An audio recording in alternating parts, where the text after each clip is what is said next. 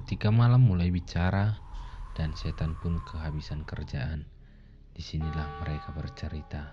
Cerita setan nganggur, podcast horor yang kadang serem, kadang nganggur. Selamat datang di cerita setan nganggur, tempat di mana cerita-cerita gelap dibacakan dengan malas, tapi tetap bikin bulu kuduk berdiri. Dengerin kalau kamu sendirian, tapi kalau kamu yakin sendirian, coba lihat dulu lagi sekelilingmu.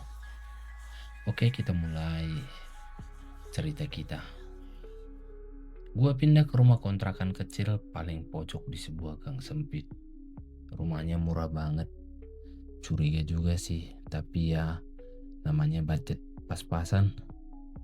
Pas gue tanya ke ibu kos, dia bilang kamar itu kosong udah lama. Gak ada yang tahan lama di situ katanya. Gue kira ya mungkin panas atau bocor. Tapi pas gue masuk pertama kali, kamarnya dingin, bahkan tanpa kipas. Dan jendela selalu sedikit terbuka, walau udah gue tutup rapat. Hari pertama, aman. Hari kedua, lumayan. Tapi malam ketiga, jam 2:15, gue dengar suara kursi geser dari ruang tengah. Kursinya pelan, kayak ada yang duduk. Terus berdiri, terus duduk lagi. Gue keluar kamar, merinding. Kursinya pas gue lihat lagi, sekarang ngadep ke pintu kamar gue. Gak ada siapa-siapa, tapi bau semacam minyak kayu putih dicampur debu lama. Malam-malam berikutnya makin aneh. Piring pindah ke kolong meja. Sepatu gue pindah ke kamar mandi.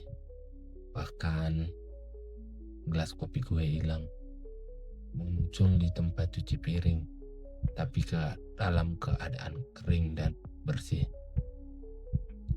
Gue belum nyerah, tapi badan makin capek. Kayak ada yang nyedot energiku.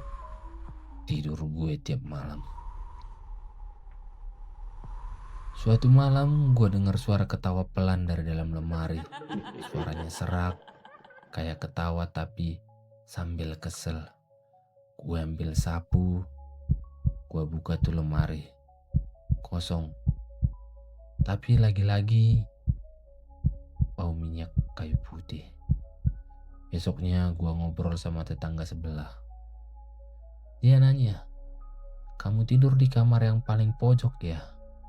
Gue jawab, "Iya, kenapa?" "Dulu itu kamar nenek-nenek. Sakit keras. Katanya sampai akhir hidupnya dia gak pernah keluar dari kamar itu." Gue diem. "Sekarang juga kayaknya belum keluar sih," katanya sambil senyum canggung ke gue. Malamnya gue mimpi. Dalam mimpi itu gue lagi tidur dan ada bayangan nenek yang duduk di atas lemari. Dia nunduk melihatin gue, terus bilang, "Kamu tidurnya berisik." Gue bangun dengan napas terengah-engah dan anehnya lemari itu udah kebuka sendiri. Gue mulai nyiapin barang buat pindah. Tapi sebelum pergi, gue tulis sesuatu di dinding pakai spidol. "Maaf ya, Nek. Saya cuma numpang."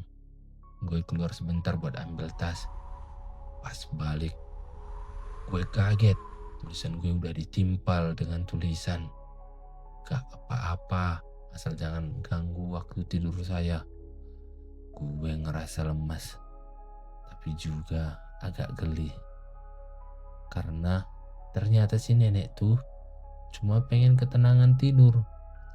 Mulai saat itu, gue gak tidur di kamar lagi.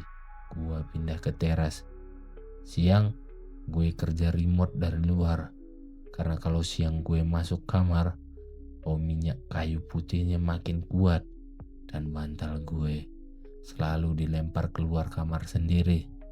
Jadi ya udah, gue ngalah. Di rumah itu yang punya kuasa bukan yang bayar sewa. tapi yang udah ngerasa rumah itu punya dia duluan.